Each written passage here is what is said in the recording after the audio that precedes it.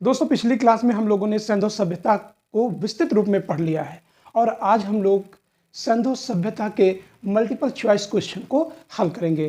तो आइए देखते हैं सबसे पहला प्रश्न क्या है।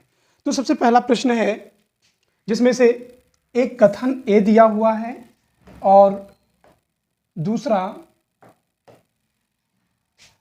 ये कथन ए है और इसका जो कथन बताया गया है इसी का कारण आर दिया हुआ है और दोनों में ये बताना है कि क्या कथन सही है और कारण भी क्या सही है और दोनों एक दूसरे की व्याख्या करते हैं या नहीं करते हैं।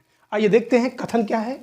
सिंधु घाटी सभ्यता तकनीकी रूप से तथा अधिक उपयुक्त रूप से हड़प्पा संस्कृति के नाम से जानी जाती है। दोस्तों ये प्रश्न हड़प्पा सभ्यता के नाम को लेकर है और इसके बारे में हमने पूरा विस्तृत रूप से वहां पर समझाया है। फिर भी यहां पर हम देखते हैं इसमें यह पूछा जा रहा है क्या यह तथ्य सही है कि हड़प्पा सभ्यता या मोहनजोदड़ो की जो संस्कृति है या सिंधु संस्कृति है उसका नाम हड़प्पा संस्कृति सबसे उपयुक्त है। तो जाहिर सी बात है यह कथन क्या है, सही है। इसका कारण क्या बताया जा रहा है, हड़प्पा इस सभ्यता का प्रतीक स्थल है। जाहिर सी बात है यह भी कारण भी सही है और एक दूसरे की व्याख्या इसलिए कर रहे हैं क्योंकि हड़प्पा वो पहला स्थल था जिसे सिंधु सभ्यता में खोजा गया था और दुनिया में एक ऐसी कल्चर है कि जो पहला स्थल खोजा जाए उसी के नाम पर रख दिया जाए। तो ये जो है कथन और कारण दोनों सही है। आर ए का सही स्पष्टीकरण कर रहा है। तो इस तरीके से इसका ये ए सही हो जाएगा। फिर अगला प्रश्न देखते हैं। हड़प्पा मोहनजोदड़ो का हर्ष कब शुरू हुआ, यानी इसके पतन की शुरुआत कब होती है। तो इसमें 4 ऑप्शन दिए हुए हैं। 2200 ईसा पूर्व, 1750 ईसा पूर्व, 2000 ईसा पूर्व और 1500 ईसा पूर्व। तो 1750 ईसा पूर्व के आसपास तो संपूर्ण सिंधु सभ्यता समाप्त हो गई। तो इसकी शुरुआत कब हुई, 2000 ईसा पूर्व के आसपास। तो इसका यह उत्तर क्या हो जाएगा, सही हो जाएगा। अगला प्रश्न देखते हैं। सिंधु सभ्यता में निम्न में से कौन सी चीजें पाई गई हैं। तो इसमें अन्नागार, 2 मंजिला भवन, स्नानागार। तो जाहिर सी बात है आपका ये ए ऑप्शन क्या हो जाएगा, सही हो जाएगा। जैसे विष्णु की मूर्ति, तो विष्णु का यहां पर कोई भी प्रमाण नहीं मिलता है। सिंधु सभ्यता में विष्णु का कोई प्रमाण नहीं मिलता है।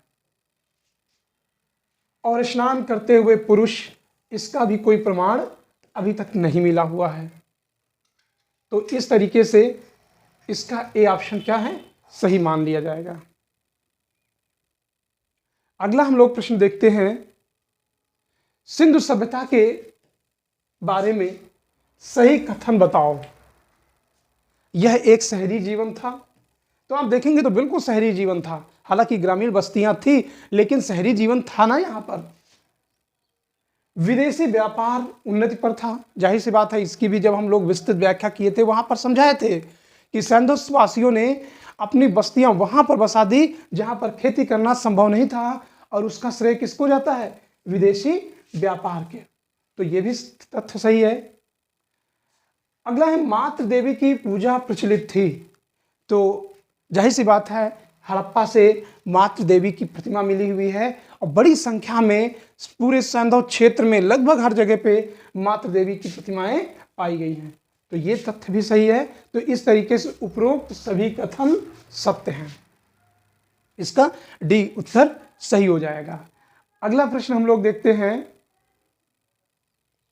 सिंधु सभ्यता के पतन के कारणों में सबसे महत्वपूर्ण कारण कौन था। दोस्तों सिंधु सभ्यता के जो टॉपिक हैं उसमें भी इस तथ्य को उठाया गया है। ठीक इससे पहले का जो वीडियो है वो पतन पर ही बनाया गया था। तो यहाँ पर कई कारण बताए गए हैं और वहाँ पर अलग अलग विद्वानों ने, जैसे आर्यों का आक्रमण कहते हैं कि मार्टिमर व्हीलर ये कहते हैं कि आर्यों का आक्रमण हुआ है, लेकिन इसके स्पष्ट प्रमाण नहीं मिल पाते हैं।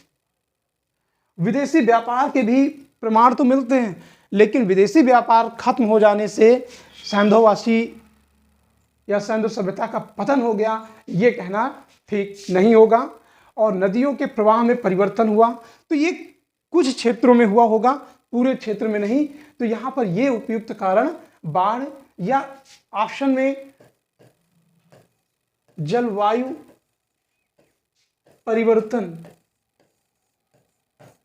परिवर्तन हो, तो ये सबसे ज्यादा उपयुक्त माना जाता है। फिर अगला प्रश्न हम लोग देखते हैं, सिंधु घाटी सभ्यता की मोहरें निम्न में से किसकी बनी हुई थी? तो दोस्तों यहां सबसे पहले मोहर समझिए। मोहरों का मतलब है पासपोर्ट,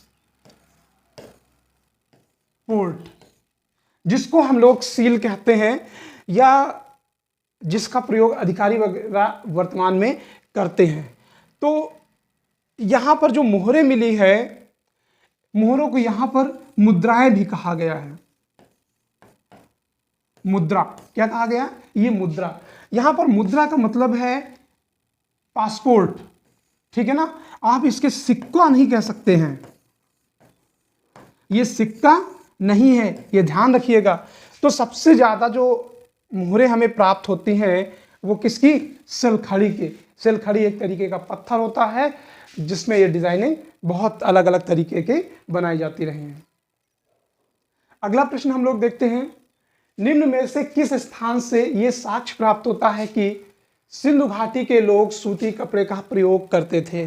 वैसे सूती का कपड़ा या धागा लोथल से भी मिला हुआ है, लेकिन यहां पर एक ऑप्शन डी होगा जिसका नाम होगा मोहन जोदड़ो। तो मोहन जोदड़ो जो कि यहां पे ऑप्शन नहीं है, मोहन जोदड़ो से एक चांदी की डिबिया है, काहे की? चांदी की डिबिया, और इसमें सूती कपड़ा है, सॉरी सूती।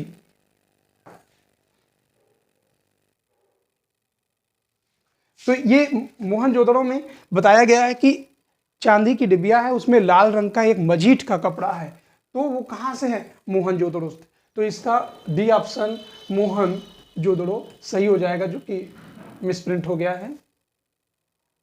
अगला प्रश्न है, सिंधु घाटी के लोग खेत जोतते थे, ये साक्ष्य किस स्थान से मिलता है? ठीक है ना। तो दोस्तों जुते हुए खेत के साक्ष्य हमें कहां से मिलते हैं? कालीबंगा से। यहां पे बताया गया था, जब विस्तार से हम लोगों ने पढ़ाया था तो बताया गया था कि कालीबंगा से सैंधो के पहले के, यानी इसको हम प्राग सैंधो कह सकते हैं, प्राग सैंधो, या इसी को हम कह सकते हैं प्राग सैंधो या सैंधो के सभ्यता के पहले का ये साक्ष्य है। तो यहां पर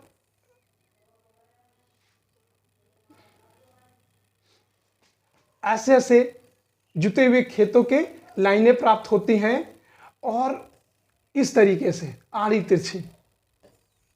तो जो नजदीक वाली हराइयां हैं, ये नजदीक वाली हैं, इसमें सरसों बोया जाता था। क्या? सरसों। और ये जो दूर वाली हराइयां हैं, इसमें चना बोया जाता था। तो ये प्रश्न बहुत ही या कई बार पूछा गया है, बहुत बार पूछा गया है कि जुते हुए खेत के साक्ष्य कहां से प्राप्त होते हैं? तो ये प्राप्त होते हैं कालीबंगा से। तो दोस्तों आज की क्लास यहीं तक, फिर हम लोग अगली क्लास में मिलते हैं। Thank you.